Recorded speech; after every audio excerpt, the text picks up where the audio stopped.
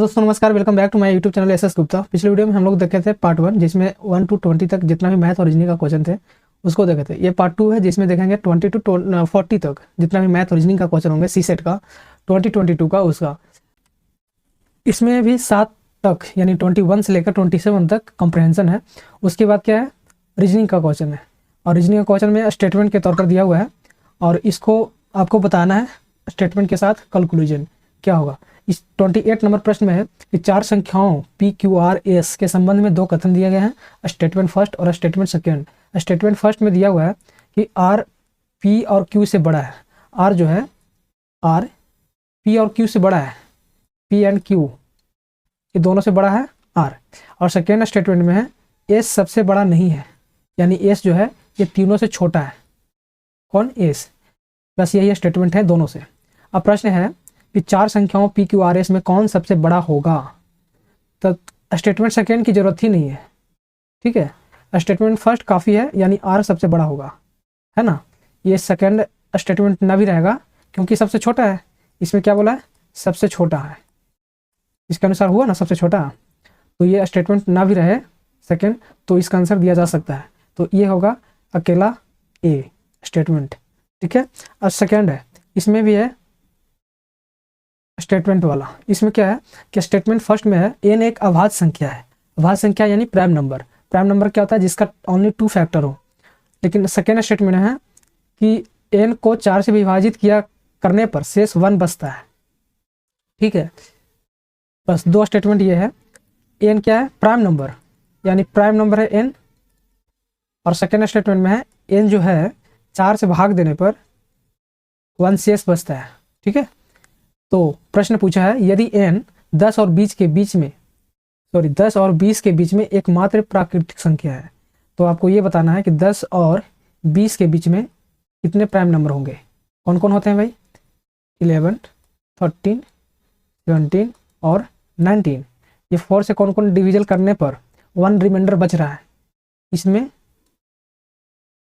ये भी है, ठीक है। 4 × 12 = 13, 4 × 16 = 17। ये दोनों हैं, 2 हैं। यहाँ बोला है ओनली 1 एकमात्र, और यहाँ पे दिख रहे हैं 2। तो हम कह सकते हैं कि दोनों स्टेटमेंट को लेंगे फिर भी ये सही नहीं होगा, ठीक है। तो इसका आंसर कौन होगा? दोनों नहीं, डी आंसर, ठीक है। अब हम लोग देखेंगे 30 नंबर। ये भी स्टेटमेंट वाला है। दो संख्याओं के संबंध में दो कथन दिए गए हैं, स्टेटमेंट फर्स्ट और स्टेटमेंट सेकेंड। इसमें है कि उनका गुणनफल 21 हो। देखिए 2 संख्या है एक्स वाई, ये दोनों का गुणनफल 21 हो। तो गुणनफल 21 कौन कौन सा होता है? 7 × 21 और 21 को 1 से गुना करेंगे। बस 2 ही कंडीशन में होगा 21। स्टेटमेंट फर्स्ट ये कह रहा है। सेकेंड कह रहा है उनका योग 10 हो, तो ये दोनों को ऐड करेंगे तो 10 आएगा, ये दोनों को ऐड करेंगे तो 22 आएगा। इसलिए ये वाला नहीं होगा, ओनली ये दोनों। तो क्या बोल रहा है? वो 2 संख्याएं कौन कौन होंगे? 7 और 3 होंगे। कब पता कर सकते हैं? जब दोनों स्टेटमेंट को लेंगे तब। यदि सिंगल लेंगे तो 2 नंबर मिल रहे हैं, 7 और 3, 21 और 1। लेकिन सेकेंड को लेंगे तब एक्यूरेट मिलेगा 7 और 3, इसलिए दोनों को लेना पड़ेगा, बोथ। ओके, दोनों होंगे, ठीक है। अब हम लोग चलेंगे नेक्स्ट 31 में है एक व्यक्ति अपने घर के पीछे से सीधे 25 मीटर चलता है।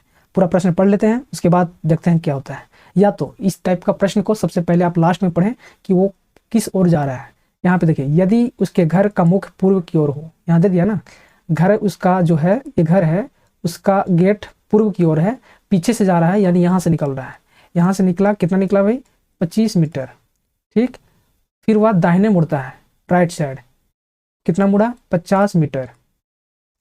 फिर वह बाएं मुड़ता है, फिर 25 मुड़ा, ठीक है। यदि वह हाँ तो अपने किस दिशा में है? यहाँ पे है तो अभी कौन सा दिशा में है? अब देखो यहाँ से कौन सा दिशा है? उत्तर पश्चिम, उत्तर पश्चिम होगा इसका आंसर, ठीक है। चलिए नेक्स्ट, ये है डायरेक्शन रीजनिंग से। जितना भी हम लोग देखें सारे रीजनिंग का थे। अब देखते हैं मैथ कब आता है। ये भी रीजनिंग से है। आप रीजनिंग और मैथ दोनों कर सकते हो क्योंकि डिविजिबिलिटी रूल लग रहा है और नंबर्स की चर्चा हो रहे हैं। तो रीजनिंग भी कर सकते हो क्योंकि स्टेटमेंट और कंक्लूजन वाला है और नंबर्स इसमें दे दिया गया है, तो आपको मैथ का भी नॉलेज होना चाहिए।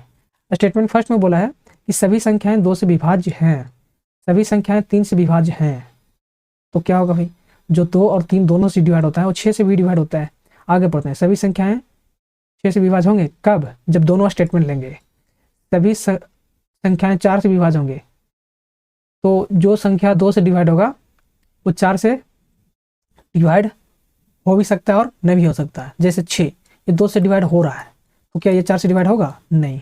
3 से भी नहीं, इसलिए सिर्फ निष्कर्ष फर्स्ट सही होगा, ये जो सेकंड है वो नहीं होगा सही। ठीक है, अब चलते हैं हम लोग नेक्स्ट। ये भी है रीजनिंग बहुत है इसमें। इसमें सभी बिल्लियाँ कुत्ते हैं। देखिए इसका मैं वेन डायग्राम बनाता हूँ। सभी बिल्लियाँ, बिल्ली को बी लिखता हूँ, कुत्ते हैं, ठीक है। सभी बिल्लियाँ काली है, सभी बिल्लियाँ काली है। अब इसका 2 डायग्राम बनेगा। फॉर एग्जांपल एक ये बन गया, एक और बना रहा हूँ यहाँ पे। ये बिल्ली मान लीजिए और कुत्ता मान लीजिए। यहाँ पे सेकेंड वाला बोला है सभी बिल्लियाँ काली है, ये इसके अंदर भी हो सकता है या इसके बाहर भी हो सकता है। ये जो काली है, ये जो मैं लिखा हूँ काला, मैं यहाँ पे सिलेक्ट कर लूँ, ये जो है काली और यहाँ पे ये काली बाहर। ठीक है, ये दोनों होंगे। अब इसी के अकॉर्डिंग आपको जवाब देना है। जैसे निष्कर्ष में सभी कुत्ते काले हैं, यदि इस कंडीशन को लेंगे, इस कंडीशन सेकेंड वाला, तो ये स्टेटमेंट सही होगा। लेकिन जब ये फर्स्ट कंडीशन को लेंगे तो ये सही नहीं होगा। ठीक है, समझ रहे हैं? फर्स्ट कंडीशन सेकेंड कंडीशन, ये फर्स्ट कंडीशन के अनुसार ये गलत है, सेकेंड के अनुसार सही है।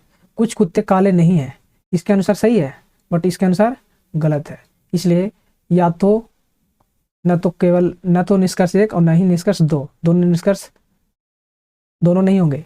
या वाला रहता तो होता सही, इसलिए ये वाला सही वाला आंसर करेक्ट होगा। ठीक है, अब हम लोग चलेंगे 34 आपको आ गया मैथ से। इसको रीजनिंग में काउंट कर सकते हो, लेकिन इसको मैथ में देखते हैं। ठीक है, क्या पूछ रहा है इसमें कि ऊपर लिखे हुए अनुक्रम में कितने विषम संख्याओं के बाद विषम संख्या आती है। ठीक है, कितने विषम संख्याओं के बाद, जैसे ये विषम संख्या के बाद, ये विषम संख्या के बाद, ये विषम संख्या के बाद नहीं है, इसके बाद भी विषम संख्या है, देख रहे हो, इसके बाद भी विषम संख्या है। ठीक है, इसके बाद भी विषम संख्या, इसके बाद भी विषम संख्या है, और भी कोई नहीं है। 1 2 3 4 5 6 होगा इसका करेक्ट आंसर। क्या प्रश्न था कि ऐसा युग में ढूंढे जो विषम संख्या के बाद विषम संख्या हो, तो ढूंढ दिया मैं। अब हम लोग चलते हैं नेक्स्ट। लड़कों की एक पंक्ति में ए बाएं छोर से 16वां स्थान पर, बी दाएं छोर से 18वां स्थान पर। ये भी रीजनिंग का है। कौन सा? सीटिंग अरेंजमेंट या रैंकिंग का बोल सकते हो, रैंकिंग का ये क्वेश्चन है। ठीक है, क्या है प्रश्न भाई? ये प्रश्न बोला है कि ए जो है 16वां स्थान पे है, ठीक है, और भी जो है इधर से 18वां स्थान पे है। कौन? भी। ये ए है, ये भी है, लेकिन जी जो है ए से दाईं ओर 11वां है, ए से दाईं ओर 11वां है। कौन? जी। ठीक है, लेकिन और भी के तीसरे स्थान पर दाहिनी छोर है, यानी ये जी जो है यहाँ पे नहीं है, भी के आगे है। कितना? तीसरा। ये पहला है, दूसरा है, तीसरा है। ठीक है, यहाँ पे जी है, यानी ये 11 है, तो ये 3 घटा देंगे तो 8, यानी ये 8वां पोजीशन पर है, यानी 7 लोग इसके पीछे हैं। इन और इन दोनों के बीच में कितने लोग हैं? 7 लोग। और ये 18वां पोजीशन पर है इधर से, और इधर से ये 16वां पोजीशन पर है। तो इधर कितना हो गया टोटल? यहाँ तक 16 हो गया, ये 7 हो गया, ठीक है, और ये 18 हो गया। ये तीनों को ऐड करेंगे तो टोटल निकलेगा। क्या पूछा है भाई कि पंक्ति में कितने लड़के हैं? ऐड कर दो, 8 7 15 6 21, यानी 41। ठीक है, समझ रहे कैसे फाइंड किया? अब है 37, 36 नहीं है क्या? 36 ये नेक्स्ट हो गया, चलिए कोई नहीं। 36 यहाँ पे है। ये बोला है कि 3 कथन है दिया हुआ है, सी डी से छोटा है पर ए बी से बड़ा है। सी जो है डी से छोटा है बट ए बी से बड़ा है। अब बी यहाँ भी हो सकता है, ए यहाँ भी हो सकता है। ठीक है, डी सबसे बड़ा है, डी सबसे बड़ा है, यहाँ दिख रहा है, इसलिए स्टेटमेंट लगता है इसका कोई काम नहीं है। ए बी से बड़ा है, हाँ, ए जो है बी से बड़ा है। कौन सा स्टेटमेंट में? थर्ड स्टेटमेंट में। अब हम लोग चलते हैं आगे। ए बी सी डी में सबसे छोटा कौन है, इसको बताने के लिए कौन कौन से स्टेटमेंट लेना पड़ेगा? तो स्टेटमेंट फर्स्ट और थर्ड दोनों लेना पड़ेगा। फर्स्ट से ये दोनों का कंफर्म नहीं हो रहा था, इसलिए थर्ड लेना पड़ेगा, और सेकंड लेने की जरूरत नहीं है, इस स्टेटमेंट से बड़ा पता चल रहा है, ठीक है।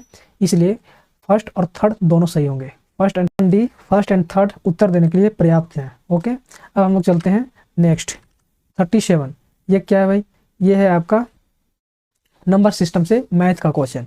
ये बोला है कि 1 और 100 के मध्य कितनी ऐसी पूर्ण संख्याएं हैं जिनमें एक अंक 4 है लेकिन 4 से विभाज्य नहीं है। ये रीजनिंग टाइप का क्वेश्चन है। क्या है? डिविजिबिलिटी रूल आना चाहिए। 1 से 100 तक जो जो नंबर में 4 है उसको लिखना है पहले। कौन कौन नंबर में 4 होता है भाई? तो विभाज्य नहीं है, जो 4 से विभाज्य नहीं है, तो 4 तो होता है 8, सॉरी ये तो नहीं लिख सकते ना। फिर क्या होगा? 14, 24, 34, 44, 54, 64, 74, 84, 94, 40, 41, 42, 43, 44, 45, 46, 47, 48, 49, और कोई नहीं। इतने में काउंट करके देखते हैं, ठीक है। काउंट करते हैं। विभाज्य कौन नहीं हो रहा? 1, 2, 3, 4, 5, 6, 7, 8, 9, 10, 11, 12, ठीक है। कितने? 12। इसका करेक्ट आंसर क्या होगा? 12। बस इस तरह से लिख के करना था, इसमें कोई फॉर्मूला नहीं लगेगा। बस जो बोला है वो कर दो जल्दी सा, 1 मिनट में हो जाएगा। आप जल्दी करोगे तो हो जाएगा, सोचोगे इसका फॉर्मूला वगैरह है, वैसा कुछ नहीं है, ठीक है। अब हम लोग चलेंगे 38 नंबर क्वेश्चन। माना कि दो धातु घनों P और Q क्रमशः इस प्रकार दिया गया है, ठीक है। ये थोड़ा हार्ड क्वेश्चन है बट कोई नहीं, बन जाएगा। क्या है भाई? P और Q दो धातु के घन है, P और Q है, ठीक है। अब इसमें क्या बोला है? क्रमशः आयतन दिया हुआ x और y, x एंड y। ये क्या है भाई? v volume. m और n द्रव्यमान है, वेट है। कितना है? m एंड n, ठीक है। q की प्रत्येक भुजा p की दुगनी है, p की प्रत्येक भुजा इसकी दुगनी है, यानी ये 2 रहेगा तो ये 1 रहेगा, ठीक है। क्या लिख सकते हैं? यदि ये x है, सॉरी यहाँ पे क्या है, पढ़ लो अच्छा से। q की प्रत्येक भुजा p की दुगनी है, यानी ये x है तो ये 2x होगा। क्या है? ये साइड है, ठीक है। अब आगे पढ़ते हैं। ये बोला है और q का द्रव्यमान p का दुगना है, q का द्रव्यमान p का दुगना है, वेट, यानी इसका जो है q का द्रव्यमान इसका दुगना है, यानी 2m इसको हम लिख सकते हैं, ठीक है। बस इतना ही प्रश्न है। अब जो बोला है उसको सोल्व करेंगे। क्या बोला है भाई? देखते हैं। ये बोला है कि u बराबर m बटे x है, तो m को जगह पे m लिख सकते हैं, और x यानी वॉल्यूम है, तो इसको क्या कर सकते हैं? इसको वॉल्यूम निकालने के लिए साइड है तो क्या होगा? x क्यूब, इसका होगा 8x क्यूब। ओके, इसके लिए क्या होगा? ये v और u जो है, ये u है इसके लिए और v है इसके लिए। अब यहाँ पे m हो गया, x की जगह पर ये वॉल्यूम रख देंगे, ठीक है, यानी x क्यूब। अब हमें रिलेशन बताना है u और v का, तो कुछ भी करें आप, डिवाइड करें चाहे जो करें, तो मैं क्या कर रहा हूँ? डिवाइड किससे? v से। यहाँ पे v का वैल्यू क्या है? n/y, तो n का वैल्यू क्या हो जाएगा? n मतलब 2m लिख सकते हैं, ठीक है। 2m अपॉन ये रहा x का वैल्यू, y का वैल्यू ये रहा, ठीक है। इसका वैल्यू कितना लिख सकते हैं? 8x cube. m से m खत्म और इससे ये खत्म, ये 2 से कर देगा, क्या बचेगा? u is equal to 4v, ठीक है। इसको सॉल्व करेंगे तो ये आपका मिल जाएगा। ये थोड़ा सा दिमाग लगाने वाला था, जब तक ये आपका कॉन्सेप्ट नहीं क्लियर होगा कि यहाँ पे दुगना भुजा कभी कह दे रहा है, द्रव्यमान कह रहा है, ये कंप्लीट नहीं होगा, तब तक आपको समझ में नहीं आएगा। अब हम लोग चलते हैं नेक्स्ट क्वेश्चन 39 नंबर। ये है मैथ्स का एवरेज से। क्या है? एवरेज से है। एक शिक्षक और 3 छात्रों का औसत वायु 20 है। कितना है? 20। एक टीचर है, टीचर और 3 स्टूडेंट हैं, इनका आयु कितना है? 20। तो कुल क्या हो जाएगा? 4 से मल्टीपल कर देंगे, 80 हो जाएगा। यदि 3 छात्रों का समान आयु है, तीनों इक्वल हैं और शिक्षक प्रत्येक छात्र से 20 साल बड़ा है, यानी ये हो गया x तो 3x हो गया, टीचर बड़े हैं 20 साल के तो x + 20 हो जाएगा इज इक्वल टू 80 हो जाएगा, 4x इज इक्वल टू ये 20 इधर गया तो 60, यानी 4x is equal to 60, x is equal to 15। ठीक है, किसका पूछा है? शिक्षक का। 20 बड़े हैं तो 20 ऐड कर देंगे 35। शिक्षक कितने साल के हैं? 35, क्योंकि 20 साल बड़े हैं, x मतलब बच्चों को निकला। ओके, अब हम लोग चलेंगे 40 नंबर क्वेश्चन। एक व्यक्ति ने एक कार खरीदी और 3 लाख में बेच दी। यदि उसे 20% का हानि उठानी पड़े तो उसे कार खरीद कितना में खरीदा था? ये प्रॉफिट एंड लॉस से है। ये एक व्यक्ति कार खरीदा, मान लीजिए उस खरीदा CP मतलब 100 रुपये में, 100, तो इस 100 का वैल्यू क्या हो गया जो पता नहीं है, यही हमें फाइंड करना है। बेच दिया आपको 3 लाख में तो उसका हानि क्या हुआ? 20%, यानी बेचा कितना में? 80 में। 80 बराबर 3 लाख। ठीक है, 3 लाख तो 100 बराबर क्या होगा? सिंपल क्वेश्चन, तो 3 लाख बटे 80, 3 लाख अपॉन 80 मल्टीपल 100, यही सॉल्व कर दीजिए, जो आएगा वो आंसर। करेक्ट। इसको सॉल्व करने के बाद कितना आएगा? ये। अब हम लोग चलते हैं, बस ये लास्ट क्वेश्चन था। 40 तक बताएं। इस पार्ट में, नेक्स्ट पार्ट में रहेगा 41 से लेकर 60 के बीच में, उसमें भी कुछ कंप्रेंशन होंगे और जो भी मैथ रीजनिंग होंगे इसी प्रकार से आपको सॉल्व किया जाएगा। और 2 पार्ट और हैं, उसके बाद आपको 2021 का रहेगा और 2022 का रहेगा। 2023 का मैं बता चुका हूँ, उसके बाद आपका कॉम्प्रहेंशन का वीडियो रहेगा। ओके, फिर मिलते हैं नेक्स्ट वीडियो में।